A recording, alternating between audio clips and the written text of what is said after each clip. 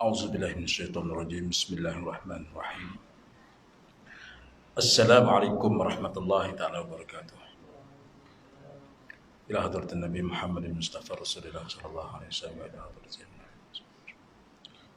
سيدنا وغزل الفاتحة أعوذ بالله من الشيطان الرجيم بسم الله الرحمن الرحيم الحمد لله رب العالمين الرحمن الرحيم مالك يوم الدين إياك نعبد وإياك نستعين اهدنا الصراط المستقيم الصراط الذين أنعمت عليهم غير المغضوب عليهم ولا الضالين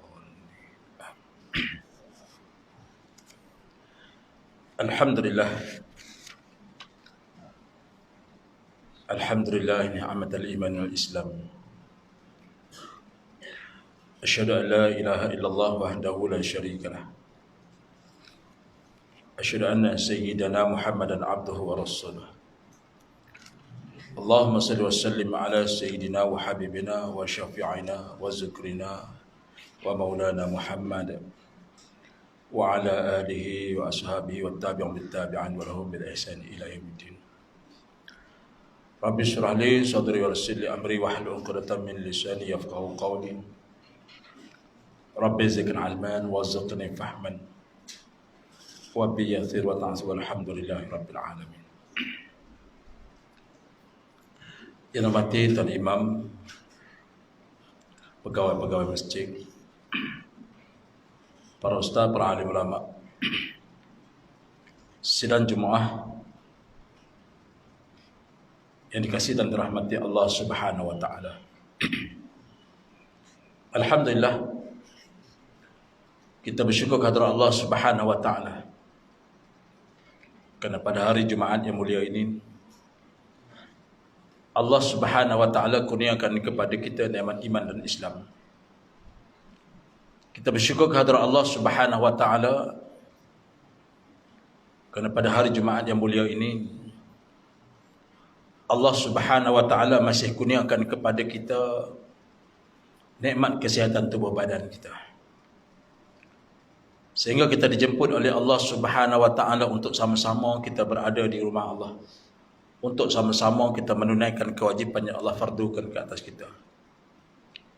Kita bersyukur kepada Allah Subhanahu wa taala kerana Allah berikan kelampangan kepada kita semua. Daripada COVID-19 ini, walaupun di Lunas ni masih lagi ada kes, walaupun tidak berada di zon kuning dan zon merah, tetapi kita masih lagi mematuhi dan mengikuti SOP untuk sama-sama kita memutuskan rangkaian COVID-19 ini. Mudah-mudahan Allah peliharakan kita semua, amin ya rabbal alamin. Alhamdulillah, pada Jumaat ini, sebelum kita menunggu Jumaat, sama-sama tuan-tuan jangan lupa niat kita iaitu niat i'tikaf kita. Sepanjang kita berada di atas sejadah, sepanjang hati dan jiwa tuan-tuan semua berzikir dan mengasihi Allah Subhanahu wa taala, sama-sama kita mengisi sedikit sebanyak, agak sama-sama kita berfikir tentang ummah, tentang syariat Allah, tentang agama Allah dan tentang umat Nabi sallallahu alaihi wasallam. Saya masih lagi menyambung hadis ataupun wasiat Rasulullah sallallahu alaihi wasallam kepada Abu Dzar Al-Ghifari. Perkara yang ketiga, dua perkara yang telah pun kita baca berkaitan dengan soal memelihara orang ataupun mendekati orang-orang miskin. Yang kedua,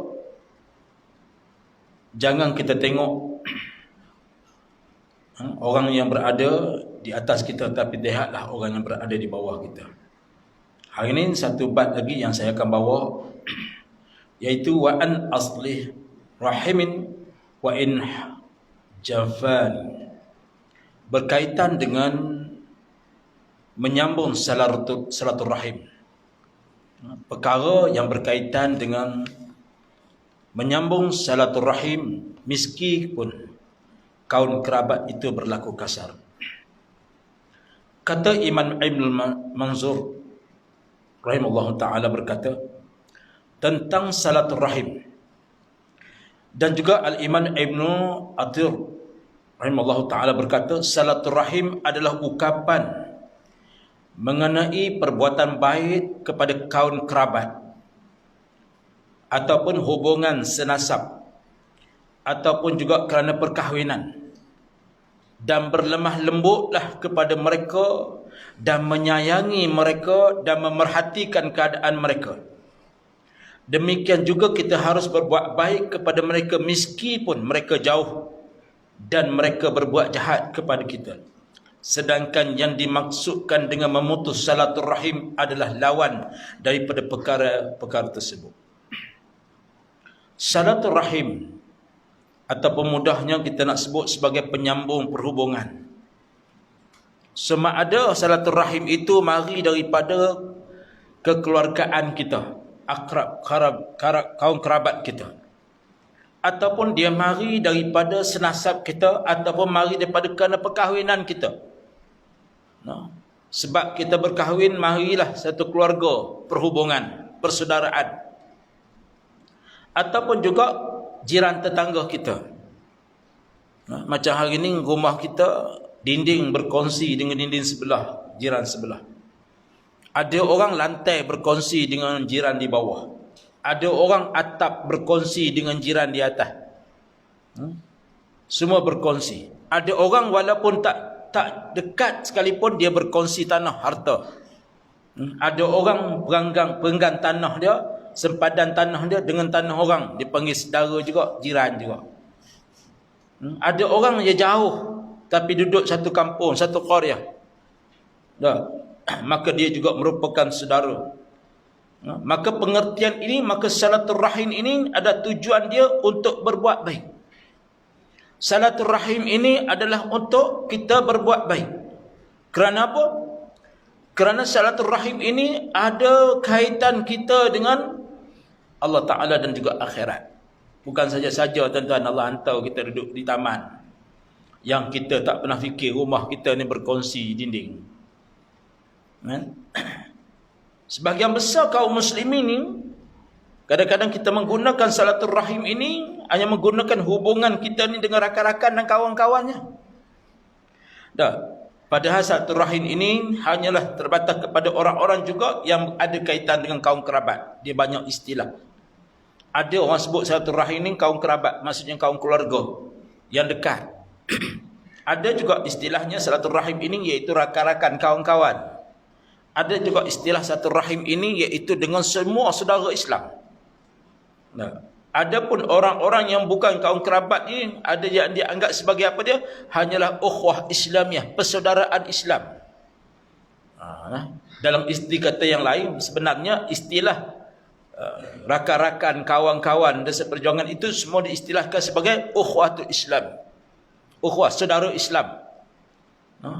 Yang disebut silaturahim ini yang dekat. Maka silaturahim yang hakikinya bukanlah menyambung hubungan baik dengan orang yang telah berbuat baik dengan kita. Kita sebut silaturahim ini seolah-olah kita balas baik kepada orang yang buat baik. Orang buat baik dengan kita, itulah silaturahim kita. Namun silaturahim yang hakikinya iaitu menyambung hubungan kekerabatan yang telah retak dan putus. Ini juga merupakan silaturahim. Dan juga berbuat baik kepada kerabat yang berbuat jahat kepada kita. Ini silaturahim. Maka Nabi SAW bersabda, Ar-Rahimun ma'allaqatan bil-'ars yaqul man wasalni wasallallahu wa man qatta'ani faqta'atullah. Silaturahim itu tergantung di arasy. Lalu silaturahim berkata, barang siapa yang menyambung aku, maka Allah akan menyambungnya, dan barang siapa yang memutuskanku, maka Allah akan memutuskannya. Rasulullah SAW ditanya tentang sedekah yang paling utama.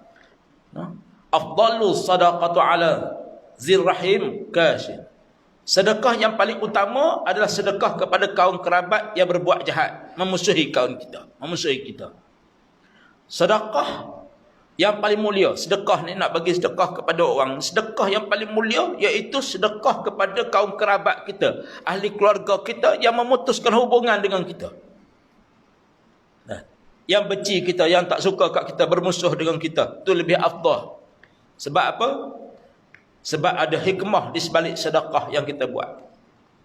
Daripada Abu Hurairah radhiyallahu anhu mengatakan, seseorang berkata, wahai Rasulullah, sesungguhnya yang memiliki beberapa kerabat lalu sentiasa menyambung tali satu rahim, aku juga membuat baik kepada mereka, tetapi mereka selalu berbuat jahat kepada aku. Aku ramah kepada mereka, tetapi mereka ini berpura-pura dan acuh kepada aku. Baginda Nabi SAW bersabda, jika sikapmu benar seperti apa yang kamu katakan, maka seolah-olah kamu telah menelan abu yang sangat panas kepada mereka. Allah Subhanahu Wa Taala akan selalu memberi pertolongan kepadamu atas berbuat mereka selama dirimu tetap berbuat demikian, iaitu berbuat baik. Daripada hadis ini faham kita bahawa berbuat baik dengan saudara kita. Ditanya oleh seorang sahabat kepada Rasulullah ni, menceritakan bagaimana dia berbuat baik kepada orang walaupun dia tegur, buat pura-pura buat baik. Ada.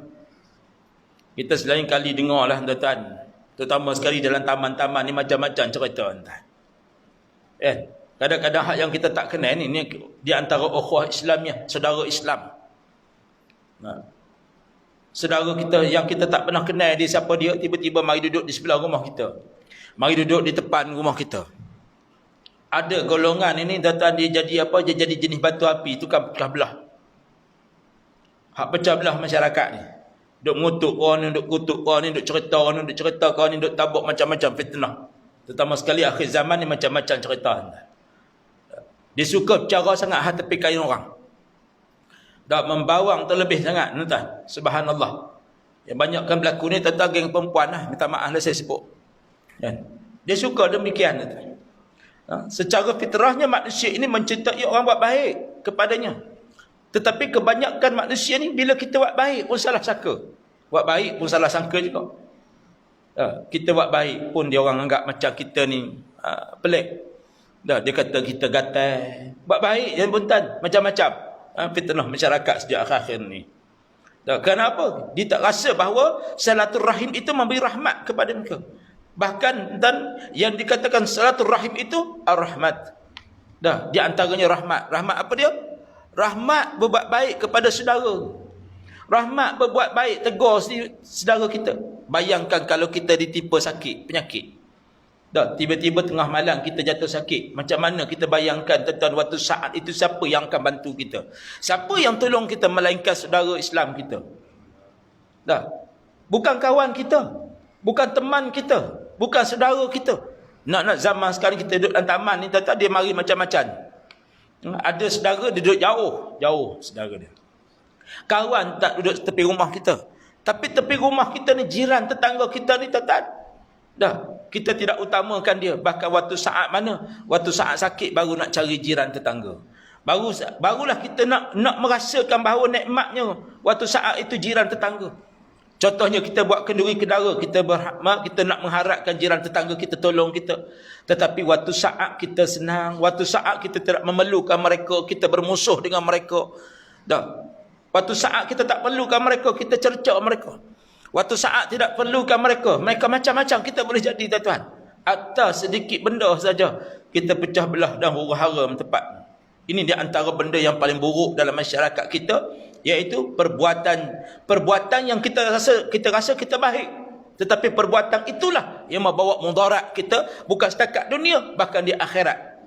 Memutuskan silaturahim, memutuskan perhubungan kejiranan persaudaraan Islam lebih bahaya tuan-tuan. Orang yang memutuskan saudara ni tuan-tuan, subhanallah, sampai hingga Allah sebut, Nabi sebut apa dia? Di antara silaturahim itu Allah gantung di arasy.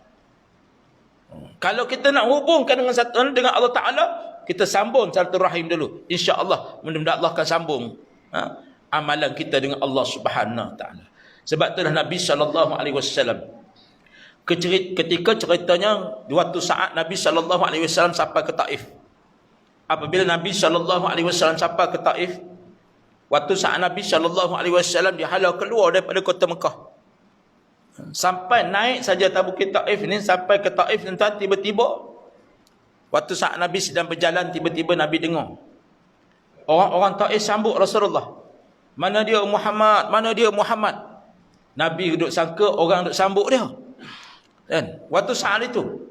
Dan akhirnya waktu saat Nabi SAW keluar daripada tempat sembunyian, maka yang datang kepada Nabi SAW iaitu ketulan batu-batu yang dibaling oleh penduduk-penduduk Taif. Bayangkan pada waktu saat itu para sahabat yang berada bersama dengan Rasulullah SAW ni tahan badan. Ada menceritakan bahawa darah yang mengalir daripada badan Rasulullah SAW sampai hingga tapak kaki Rasulullah yang berjalan pijak kasut tadi berbunyi. Tapi akhlak Nabi SAW, Nabi tidak mendoakan kepada Allah Subhanahu Wa Taala supaya Allah timpa bala kepada penduduk Taif dak. Tetapi Nabi SAW mengadu kepada Allah Subhanahu Wa Taala atas perbuatan penduduk Taif. Akhirnya dengan barakah tentang doa yang diminta oleh Nabi SAW supaya Allah beri hidayah kepada mereka, akhirnya Allah beri hidayah kepada penduduk Taif. Maka suburlah Islam di bumi Taif. Dan begitulah juga akhirnya kisah bagaimana kita seringkali dengar wanita Nasrani yang membaling najis-najis kepada Nabi SAW ketika Nabi lalu ke rumah dia. Wanita Yahudi ni baling macam-macam kepada Nabi SAW. Tetapi akhlak Nabi SAW, Nabi tak balas. Tetapi akhirnya satu hari Nabi lalu, tiba-tiba tidak ada orang wanita dibaling najis kepada Nabi. Maka Nabi suruh para sahabat pergi tengok ke mana wanita yang sering kali baling najis dan sebagainya kepada Nabi SAW. Tiba-tiba tak ada. Maka akhirnya para sahabat pergi cerita kepada Rasulullah, ya Rasulullah, sesungguhnya wanita Yahudi itu telah sedang sakit. Maka Nabi SAW pergi ziarah wanita ini. Nabi SAW pergi ziarah wanita ini. Sebaik Nabi SAW sampai ke rumah wanita ini tengok Rasulullah. Wanita ini menangis. Menangis wanita ini. Lalu memohon maaf dan ampun kepada Rasulullah SAW. Dan akhirnya memeluk Islam. Selepas saja memeluk Islam, maka wanita ini pun meninggal. Nak khabarkan inilah akhlak Rasulullah SAW. Di antara akhlak yang Nabi SAW tunjukkan kepada kita bagaimana Nabi berada dalam suasana kasih sayang, kemesraan ummah. Kita hari ini tidak dalam keadaan ummah, tentang kita tak bela ummah. Sesama Islam kita kelahi, bergaduh dan sebagainya. Bukan kenapa pun tan, bukan kaya pun dia yang datang kat kita, bukan kesenangan pun tidak. Tetapi kita rasa seronok. Ini kerana senjata yang digunakan oleh orang-orang Yahudi. Waktu ketika dahulu bagaimana cuba mengajar para sahabat Nabi bermusuh dengan Rasulullah SAW. Yang seringkali kita dengar perkataan munafik. Seringkali kita mendengar perkataan istilah munafik, iaitu tujukan kepada golongan-golongan munafik, iaitu golongan yang pura-pura. Ini bahaya tuan-tuan. Terutama sekali sejak akhir ini kita tengok golongan yang memfitnah. Macam-macam fitnah. Terutama sekali dalam ambang-ambang pilihan raya yang makin dekat ni, macam-macam cerita fitnah. Tidak ada rasa hormat kepada orang alim dan tuan guru. Tidak ada rasa hormat kepada rakan dan jiran. Tidak ada rasa hormat kepada kawan dan teman. Waktu saat ini macam-macam cercaan dan hinaan yang keluar daripada mulut-mulut orang seumpama ni. Ini yang paling kita bahaya. Yang paling kita perlu jaga. Kata daripada Iman Alamah Ar-Raghid Al-Farahani rahimahullah ta'ala menyatakan bahawa rahim berasal daripada perkataan rahmah, iaitu lembut, dan memberikan konsentrasi yang baik kepada orang yang disayangi. Perkataan yang kedua, Ar-Rahim adalah salah satu nama Allah. Ar-Rahim, kekerabatan. Allah meletakkan di arash. Sebab itulah Nabi SAW bersabda, Ar-Rahimun ma'allaqatul bil arsh. Iaitu rahim, kekerabatan itu tergantung di arash. Kata Nabi SAW, barang siapa yang menyambung satu rahim, maka dia telah menyambung tali dengan Allah Subhanahu Wa Taala. Maka orang yang menyambungnya, dan siapa memutusnya, maka Allah akan memutuskannya. Di antara silaturahim yang paling besar, yang perlu kita bina dalam kehidupan kita, kasih kepada saudara kita, terutama sekali ahli keluarga kita. Menyambung silaturahim dan berbuat baik kepada orang tua adalah wajib berdasarkan dalil-dalil daripada Al-Quran dan Sunnah. Sebaliknya memutuskan silaturahim dan haka kepada orang tua adalah haram dan termasuk dalam golongan dosa besar. Ini banyak berlaku sejak akhir-akhir ini. Ada golongan orang tua ni dia rasa sombong, belagak besar dah dia pun. Ada, minta maaf dah saya sebut kan. Ada orang tak sedemikian rupa, dia rasa dia tak ada apa. Padahal ini adalah tanggungjawab besar yang diamanahkan oleh Allah Subhanahu Taala kepada ibu bapa, iaitu apa dia? Anak-anak. Ini amanah besar. Bukan memutuskan silaturahim. Ada ibu bapa yang sanggup memutuskan silaturahim dengan anak. Ada ibu bapa ni yang sanggup memutuskan silaturahim dengan anak. Halau anak keluar daripada rumah dan sebagainya kerana tidak ada puas hati dan tidak ada keselesaan bagi dia, tak ada selera bagi dia. Dia tak puas hati dengan satu benda. Padahal suatu benda itu ada ketentuan daripada Allah. Ini di atas sifat orang beriman dengan Allah. Dia kena terima redha keberian. Kadang-kadang anak dia kahwin, dia tak belaga angin dengan dia, tak terima menantu. Tak terima bakal menantu. Tak terima bakal menantu dia ni. Maka dia sanggup halau anak keluar daripada rumah. Kita seringkali dengar istilah anak derhaka. Tetapi pernah tak kita dengar istilah ibu dan bapa derhaka kepada anak? Kenapa? Kerana kita tidak memberi hak kepada anak kita. Hak anak kita, dia ada hak. Dia ada hak dia juga kepada ibu bapa. Antara hak anak dara kita, anak gadis kita, hak ibu bapa dia yang perlu tuntut kepada bapa dia adalah wali. Wali adalah kuasa kepada bapa. Tetapi wajib bagi anak menuntut hak wali daripada bapa. Tentang jangan salah faham bab wali ni. Sebab tu ada ibu bapa tak mahu jadi wali kepada anak. Ini bapa yang derhaka. Bapa yang derhaka kepada anak. Padahal hak dia wajib mewalikan kepada anak, tapi dia tak bagi hak kepada anak, maka ni bapa derhaka. Sebab tu kita kena reda jodoh dia, kita kena reda. Nak macam mana dia berkenan dengan bangla? Nampak tak? Dia berkenan dengan bangla. Sejak akhir ni ramai orang kahwin dengan orang luar. Kahwin dengan orang Sabah, Sarawak, dengan orang Vietnam, kahwin dengan macam-macam, Uzbekistan. Dia tak berkenan dekat orang Melayu sebab hidung dia teropong lebih kan. Dia berkenan hak hidung mancun awak macam mana? Contoh, jodoh dia bukan soal hidung tu. Bukan soal pangkat derajat dia. Kita duk nampak macam ada keburukan. Cuba kita baca kebaikan. Cuba baca kebaikan dia. Bukan soal hitam putihnya dia tapi itulah jodoh yang ditentukan oleh Allah Subhanahu Wa Taala. Sebab itulah kita kan, sifat orang bertakwa kepada Allah Subhanahu Wa Taala sudah tentulah kekeluargaan lebih utama. Wattaqullahu allazi tasaaluna bihi wal arham innallaha kana 'alaikum raqibah. Dan bertakwalah kepada Allah dengan nama Allah yang kaum muslim meminta dan memelihara hubungan kekeluargaan. Sesungguhnya Allah Subhanahu Taala selalu menjaga dan mengawasi kamu. Daripada surah An-Nisa ayat 6. Nak menunjukkan kepada kita, memutuskan apa yang diperintahkan oleh Allah Subhanahu Taala dan bahaya. Sebab tu yang disebut oleh Allah Taala surah Al-Baqarah, apa dia? Wa yaqta'una ma amarallahu bihi an yusal. Dan memutuskan apa yang diperintahkan oleh Allah itu untuk disambungkannya. Kita kalau ada sesuatu benda tuan, kesilapan dan sebagainya, ni kita kena sambung balik. Sebab itulah kita diperintahkan oleh Allah, wa'tasimu bihablillahi jami'an wa la tafarraqu. Berpegang teguhlah dengan dan jangan kamu bercerai berai. Berpegang teguh pada tali Allah dan jangan kamu bercerai berai. Kerana apa? Sifat orang beriman dengan Allah sudah pasti dia nak keamanan. Orang beriman dengan Allah pasti dia nak kebahagiaan. Kebahagiaan mana? Yang katakan hasanah fid dunya wal hasanah fil akhirah. Kita nak hasanah dunia dan kita nak hasanah akhirat. Ni benda dia. Sebab itulah kita tubuhkan macam-macam untuk nak jaga saudara-saudara kita. Ada jawatan kuasanya, Koreanya, ada jawatan kuasa surah masjidnya, ada jawatan kuasa di peringkat macam-macam kita lantik. Untuk apa? Untuk saling sayang menyayangi antara satu sama lain. Ada macam-macam tuan-tuan. Dan kita macam kita di Korea, kita ada khairat kematian contohnya. Untuk apa? Saling membantu antara satu sama lain. Jangan duduk fikir kita masuk awal umur 25 tahun. Bila kita nak mati? Jangan duduk fikir bila nak mati tu. Kenapa? Sebab mati tu kita tak tahu. Nampak tak? Jangan kita kata tak apalah, nanti umur 70 saya masuklah. Sebab kita jangka umur 70, tiba-tiba 72 mati. Rupa-rupanya 100 tahun tak mati-mati. Sebab apa? Kematian bukan hak kita. Kenapa kita masuk tu? Tujuan dia untuk saling membantu meringankan beban-beban orang yang akan kembali ke rahmatullah. Kita masuk khairat kematian contohnya.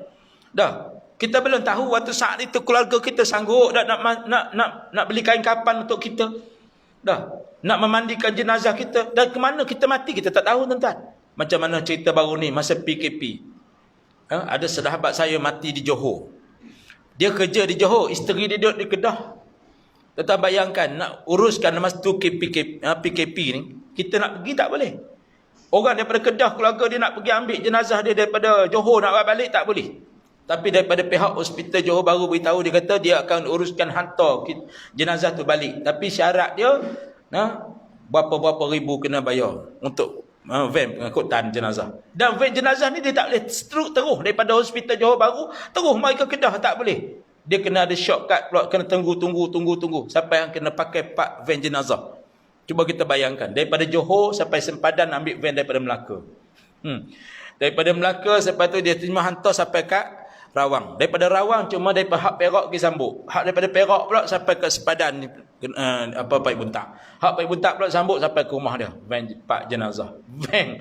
Tuan-tuan, kenapa jadi macam tu? Tak, dalam keadaan suasana yang ada pada hari. Kita tak boleh fikir, tuan-tuan. Subhanallah. Berapa kos dia? Dah. Kos dia lebih kurang hampir 4,000 pengurusan jenazah dia seorang. Cuba kita bayangkan waktu saat tu macam mana. Dah. Waktu saat itu, subhanallah. Sebab tu kita kena ada badan kebajikan. Kita ada badan khairat kematian. Sekuat-kuatnya kita masuk khairat kematian. Mana adalah habuan meringankan beban keluarga kita untuk hantar kita ke alam barzah. Subhanallah. Sebab mandi sekarang ni bukan free. Kain kapan bukan free. Van jenazah bukan free. Nampak? Semua benda. Semua perkara boleh katakan. Semua nak memerlukan kematian. Nasib baik tak jadi macam kaum Cina. Nak mati kalau tak ada 20,000, 30,000 tak mati dia. Betul tak? Ada seorang apek di Lunah tu, dia kata kat saya, dia kata, Haji, kita kalau tak ada 20,000 tak boleh mati. Dia takut nak mati sebab kanda dia saja berapa belah ribu.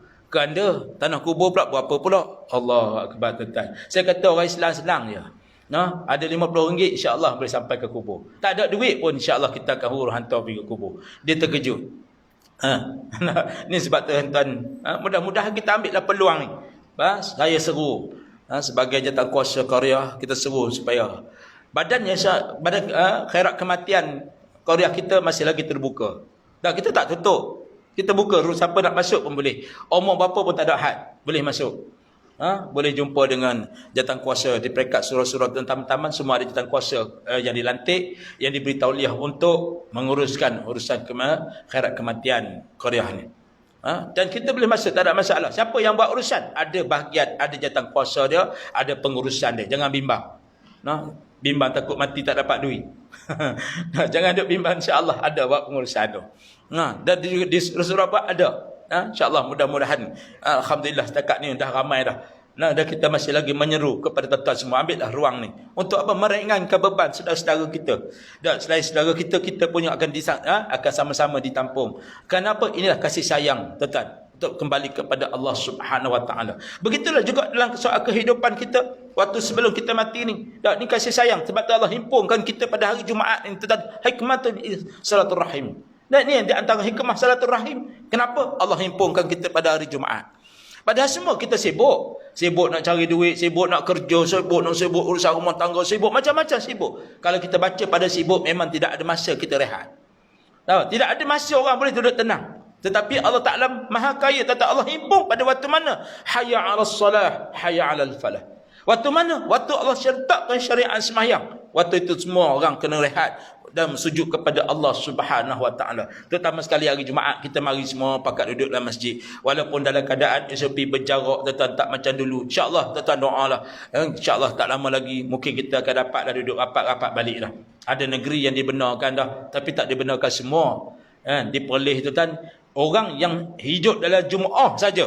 Waktunya masuk macam mana? Iaitu orang yang ikut fardu, semayang fardu 5 waktu saja yang pergi, boleh sah rapat-rapat. Lepas tu hak lain, semua kena berjarak juga. Pakat marah pula. Dia kata ni sunnah mana pula. Dia marah pula ni sunnah mana pula ni, boleh buat sunnah Wahabi baru ke apa ke. Yang ni tetap ada masalah. Mudah-mudahan kita fahamlah keadaan suasana yang kita hidup hari ni. InsyaAllah mudah-mudahan. So saya minta supaya sama-samalah kita meramaikan silaturahim ini. Mudah-mudahan kita mengambil peluang dan ruang ini untuk sama-sama kita menghidupkannya, insya-Allah. Dan kita mengakrabkan silaturahim. menghormati antara satu sama lain. Kita hidupkan, mudah-mudahan Allah beri keberkatan dan Allah sambungkan kita dengan rahmah dan barakah untuk dunia dan akhirat, insya-Allah. Sebab tu di antaranya takhirkan Nabi sallallahu alaihi wasallam bersabda, la yadkhul jannah qati'un, dan tidak masuk syurga bagi orang yang memutuskan silaturahim. Ini yang kita kena sedar. Nah, kerana Nabi sallallahu alaihi wasallam kata apa? Orang yang memutuskan silaturahim tidak akan masuk syurga. Jadi kita amat takut tuan-tuan. Takut apa? Takut kita di antara orang yang memutuskan silaturahim. Insya-Allah mudah-mudahan sedikit sebanyak mengambil pengajaran kepada kita semua yang baik daripada Allah SWT. Yang lemah dan kurang kelemahan saya sini, saya minta maaf banyak-banyak. Mudah-mudahan diberi keberkatan oleh Allah SWT dan diberi keberkatan oleh Allah SWT. Dan mudah-mudahan kita doalah supaya Allah akan putuskan rangkaian COVID daripada negara kita, daripada kita, masyarakat kita, anak qaryah kita, negeri kita dan negara kita, insya-Allah. Amin ya rabbal alamin. Marilah sama-sama kita hadiahkan Fatihah ini untuk junjungan besar Nabi sallallahu alaihi wasallam, isteri baginda, para sahabat baginda, para salafus saleh, guru-guru mursyid, para pejuang-pejuang Islam, khusus untuk ibu dan ayah kita, muslimin dan muslimat, muslimat dan mati juga yang masih hidup. Wakazal Fatihah. A'udzubillahi minasyaitonir rajim. Bismillahirrahmanirrahim. Alhamdulillah rabbil alamin, arrahmanir rahim, maliki yaumiddin. Iyyaka na'budu wa iyyaka nasta'in. Ihdinas siratal mustaqim. Siratal ladzina an'amta 'alaihim ghairil maghdubi 'alaihim waladdallin. A'udzubillahi minasyaitonir rajim. Bismillahirrahmanirrahim. Alhamdulillahirabbil alamin, wassalatu wassalamu ala sayyidina Muhammad wa ala alihi wasallam ajma'in.